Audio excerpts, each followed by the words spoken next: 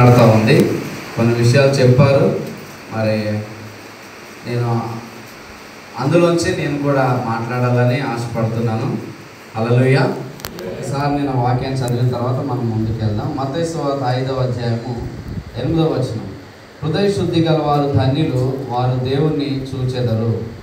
హృదయ శుద్ధి గలవారు ధన్యులు, వారు దేవుణ్ణి చూచెదరు. Blessed are the pure in heart, for they shall see God. ఇక్కడ 9 ధన్యతలు ఉన్నాయి. అన్ని ధన్యత దీన్ని ఏమంటారంటే కొండ మీద ప్రసంగంగా దాన్ని చెప్పబడుతుంది. అయితే ఇందులో యాక్చువల్గా ఈ అన్ని ధన్యతలు కూడా ఒక్కొక్క ధన్యత ఒక్కొక్క ఏమంటారు ప్రాముఖ్యతను కలిగి ఉన్నది. కానీ నిజంగా నాకు ఈ ధన్యతలు అన్నింటిలో బాగా నా మనసుకి దగ్గరైన మాట ఇదే, ఈ దేవుణ్ణి చూడటం, హృదయ శుద్ధి. యవనస్తులకి కూడా నేను యవన కాలం నుంచి కూడా ఈ మాట నేను చాలాసార్లు దాన్ని పరిశీలిస్తూ ఉండేవాడిని. దేవుణ్ణి చూడాలంటే హృదయము శుద్ధిగా ఉండాలి. నా స్నేహితులు కూడా చిన్నతనంలో అంటూ ఉండేవారు కొంతమంది, వాళ్ళకి దేవుని గురించి చెప్పినప్పుడు లేదా వింటూ ఉండేవాళ్ళు మేము మాటలు ఎక్కువ, దేవుడు నాకు కనపడమను, దేవుణ్ణి నాకు కనపడమను. అంటే ఎవరు పడితే వాళ్ళు కనపడిపోతారు. దేవుణ్ణి నాకు కనపడమని అప్పుడు నమ్ముకుంటా. హల్లెలూయా. దేవుని వాక్యం ఏం చెప్తుందంటే ఎప్పుడు కూడా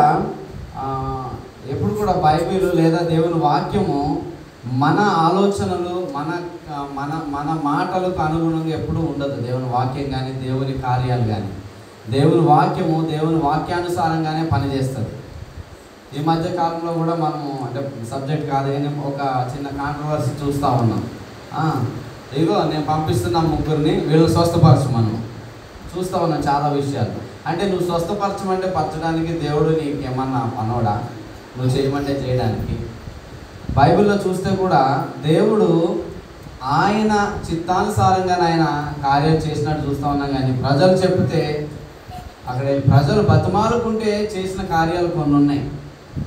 నా దాసుడు ఇట్లా అనారోగ్యంతో పడి ఉన్నాడు అన్నప్పుడు ఆయన స్వస్థపడు, ఆయన మాట చొప్పున జరిగిపోతుంది. అక్కడ ఒకసారి కొంతమంది ఎంతో ఆశపడి పైనుంచి దింపుతారు, ఒక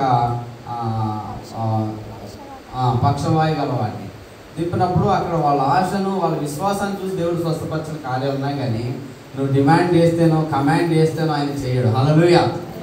అయితే ఇక్కడ అదే చూస్తూ ఉన్నాము, హృదయ శుద్ధి గలవారు ధన్యులు, వారు దేవుని చూస్తారు. దేవుడు అక్కడ ఒక కండిషన్ పెట్టాడు ఏంటంటే ఆయన చూడాలి అని అంటే మన హృదయము శుద్ధిగా ఉండాలి. మన హృదయం శుద్ధి లేకుండా ఆయన అపరిశుద్ధమైనటువంటి హృదయంలోనికి వచ్చే దేవుడు కాదు. ఆయన అపరిశుద్ధమైన హృదయాలు కలిగిన వారికి కనిపించే దేవుడు కాదు. ఆ ఆశ ఉండాలి, ఆ కోరిక ఉండాలి, ఆ పరిశుద్ధత మన హృదయంలో ఉన్నప్పుడు ఆయన ఖచ్చితంగా కనబడతాడు. మనం కొంచెం ముందుకు వెళ్దాం. అదేవిధంగా కీర్తనలు 51:10, కీర్తనలు 51:10 నేను చదువుతాను. కొన్ని వాక్యాలు నేను తీసి చూపిస్తాను. 51:10 ఏముంటుందంటే, దేవా నా యందు శుద్ధ హృదయము కలుగు చేయము, నా అంతరంగంలో స్థిరమైన మనస్సును నూతనముగా పుట్టించుము. హల్లెలూయా. ఇక్కడ కూడా మనం చూస్తే ఇక్కడ కీర్తనకారుడు ఏమంటాడంటే ఆయన నా హృదయం నా యందు శుద్ధ హృదయం కలుగజేయము. ఒక పాట ఉంటుంది కదా, అనిల్ కుమార్ గారు పాడతారు, శుద్ధ హృదయము కలుగజేయము నాలోన. కనుక ఇక్కడ బతిమలాడుకుంటున్నాడు దావీదు ఏంటంటే కీర్తనకారుడు, నా యందు శుద్ధ హృదయాన్ని కలిగజేయండి ప్రభువా.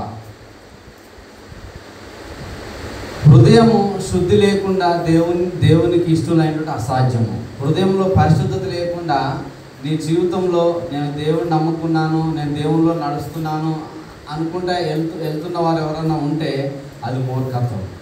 చాలాసార్లు ముఖ్యంగా యవనస్తులకి హృదయ శుద్ధి విషయంలో చాలా తడబాటు జరుగుతుంది. హృదయ శుద్ధి విషయంలో వాళ్ళు చాలా తికమక అయిపోతూ ఉంటారు.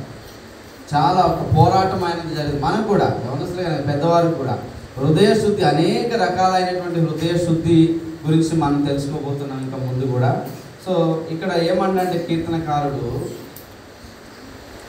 10వ వచనంలో, దేవా నా యందు శుద్ధ హృదయం కలిగజేయము, నా అంతరంగంలో స్థిరమైన మనస్సును నూతనముగా పుట్టించుము. హృదయ శుద్ధి